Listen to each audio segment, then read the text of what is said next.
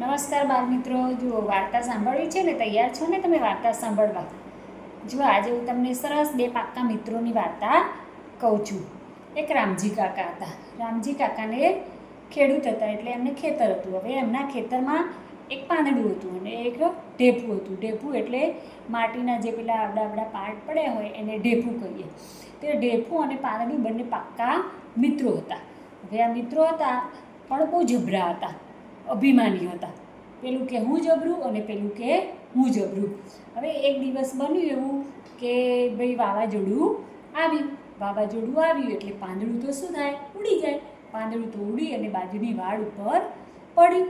એટલે ઢેફું હતું એ હસવા માંડ્યું. એને એમ કે તું જબરું ક્યાંથી, તું તો કેવું ઉડી ગયું, તું કંઈ જબરું કહેવાય નહીં.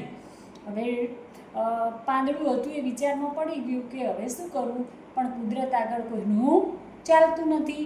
હવે ભાઈ પાંદડું તો ઉડીને પડ્યું હતું અને આકાશમાં વાદળા આવ્યા એટલે પછી શું થાય, વરસાદ આવે એટલે તમને ખબર છે કે માટી શું થાય, ઓગળી જાય. તો આ ઢેફું હતું એ વરસાદ આવ્યો એટલે ઓગળી ગયું. એટલે પાંદડાએ કહ્યું, જો તું અભિમાન કરતું હતું પણ તને પણ તારી જબરાઈ પણ ચાલે નહીં.